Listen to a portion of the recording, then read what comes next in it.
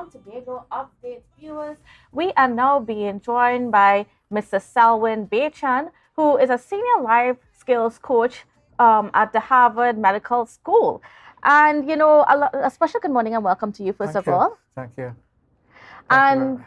you know that in our life, I mean, we've been dealing with so much in our life from coming up from COVID, dealing with family, dealing with financial stuff. So, there's a whole lot of stress and tension that we are dealing with on a daily basis. And Mr. Bechan is here to talk about some ways that he can help you in managing your stress levels and finding some ways to navigate through some of the challenging things in life. So, Mr. Bechan, can you first of all give us an idea about some of the courses that you are planning to Okay. do here in Tobago for people? All right. So we were invited to Tobago to set up some programs. I am the executive director of City and Guilds programs, specialized City and Guilds programs in Trinidad. And so I'm setting up with some institutions in Tobago courses in cosmetology for City and Guilds, certification, hospitality and tourism, um, customer service, things like that. But I'm also giving a lot of training and in things like stress management, self-development, and I will be training a few people in Tobago as life skills coaches. So it's a lot of going and coming from Trinidad and here, but we have a nice program for the next few months in terms of empowering people in Tobago to deal with things like stress and anxiety and tension. Why did you choose? What inspired you to do something like this here in Tobago? Well, we were invited. Some people from Tobago invited us, and I already did some lectures in the Plymouth area. And we had a little discussion with THA, and they're very interested in helping us to move the employability skills program along and so on. So it wasn't that we just chose Tobago. I was invited to Plymouth to give some talks, and people said, well, okay, why not open it up to all of Tobago? It's just evolved. And how has it been so far? Very, very good. So we have formalized contracts with a few people who will be representing us here, and we'll be starting the training in life skills coaching and stress management and so on in a few weeks. We'll be returning in a few weeks to formally launch the life skills coaching programs and so on. And what specific programs are available when? What should people be aware of? Right. So we will come back and announce officially. We will do some newspaper and through the television and so on. We'll announce what is available. We will be doing it. But what is immediately available for young people in Tobago is some training in cosmetology and hairdressing with Gloria's Hair Salon right here in Scarborough. And we'll be immediately launching some programs in hospitality and tourism for people who are involved in interacting with the tourists, not necessarily in a hotel kind of environment, the person selling doubles or the tourists walk around and so on. So we'll be launching that very, very shortly. But the program that I am most interested in, and we'll be launching, kind of announcing it today. In a way, we are announcing it today, and we will then give precise information of how to move forward, is training some people in Tobago in life skills coaching. Now, although Tobago is a paradise island in so many beautiful ways. I mean, yesterday evening I was at the Pigeon Point area looking at the sunset and just being calm and quiet. It doesn't mean that the people in Tobago are not prone to be stress affected. In fact, the norm for high blood pressure is higher in Tobago. I think the dietary thing needs to be looked at. perhaps there's too much salt being intake and food consumption and so on. The prevalence of fast food is a challenge. It's really not necessarily healthy food. So at my studies at Harvard Medical School, I'm qualified from Harvard Medical School. Harvard had done, and this is the part that would be very interesting for people in Tobago. Harvard did a 75-year-old study in longevity living. And longevity means long life, healthy life, and happy life. And they looked at countries across the world. It's called the Blue Zone Study. And they found that there are some principles of living that allow people to live long life, healthy life, and happy life.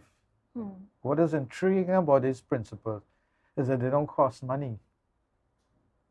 So we can't say we can't afford it, but it requires a change of lifestyle and habits. So that's what I'm doing in Tobago.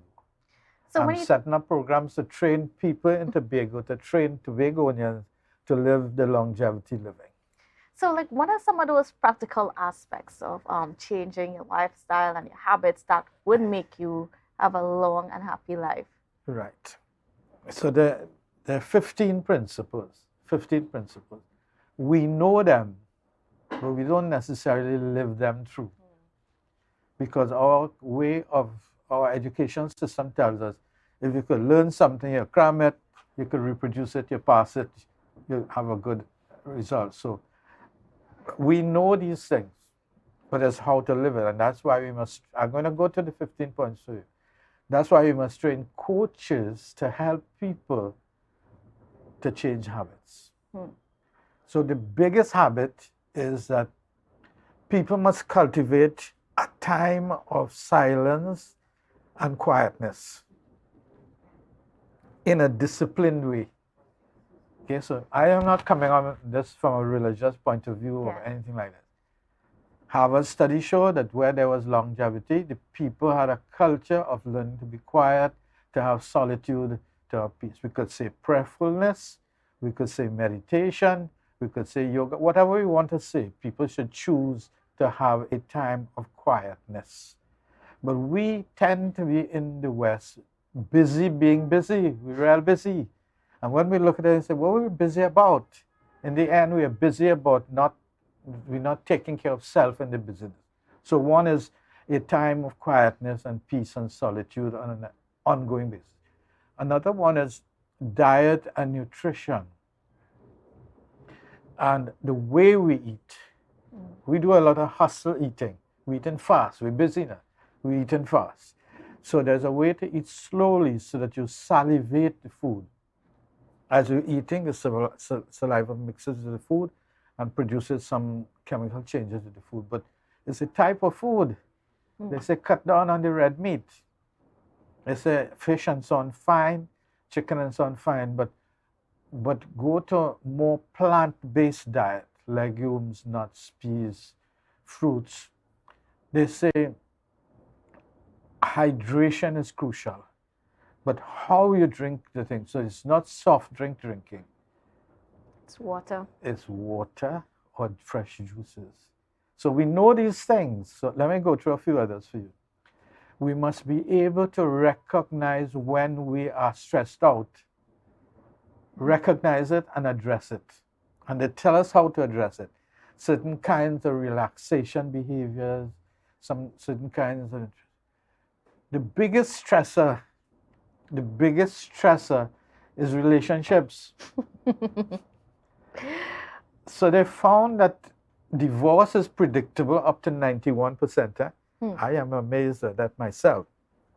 But when we were studying at Harvard, they showed us the research. Divorce is predictable. People could go into fake relationships that are stress-producing rather than joy-producing. And there are some kind of 16 things to look at in a relationship to see if it's healthy. And if it is unhealthy, make it healthy. That's communication, greeting each other, doing things, take time out. Yesterday I saw a couple and one of the children at Pigeon Point there, and you could see they're taking time out to be together. So maybe that is prevalent in Tobago, but in Trinidad it might be a little bit different. So time all together and communication and sharing. So there are points that go with it, but the point I wanted to make about the relationship, poor relationships end up in illnesses. It's so unusual and remarkable that a lot of lifestyle illnesses, diabetes, high blood pressure, insomnia, and so on, backaches, and all of that comes from poor relationships. It's very fascinating to me. So you work on relationships and work out what is possible and work together and things. So that's another point. I mean, I'm going through quite a few points. And I mean, we are unfortunately out of time, but I hope this conversation has people intrigued because they can find out more about this at your program. And when and where can people get, and how people can get connected with you to be a part of these life skills training? So I'm coming back to Tobago shortly. I'm coming back to Tobago. And I'm going to make arrangements to come on studio again with you all and give, right now I'm still working on the dates, the times, the places. We're kind of just initiating the idea, and thank you very much for allowing us to talk. Certainly. But there's such great need for it. And there's great need to train people who culturally can teach others. So yes, we will come back to the station here and go to the newspaper and so on, and announce times and dates and places for the lectures and for the training programs and so on. And any way that people can connect with you, stay in touch with you? They can take my number. My number is 2689431. So my name is Selwyn Bhajan, and the number is 2689431. Or they can get in touch with Althea Chance, who is in Tobago. Althea Chance is where we're setting up some programs at the Gloria Beauty Studio here in Scarborough. All right. I want to thank you so much for being on with us for what was a very enlightening discussion and something that, everybody should be a little bit more curious and take some time to focus on. Because, yes, as you mentioned, stress is so connected with so many of the health problems that we have here within our population. So thank you again. Okay. All right, viewers. So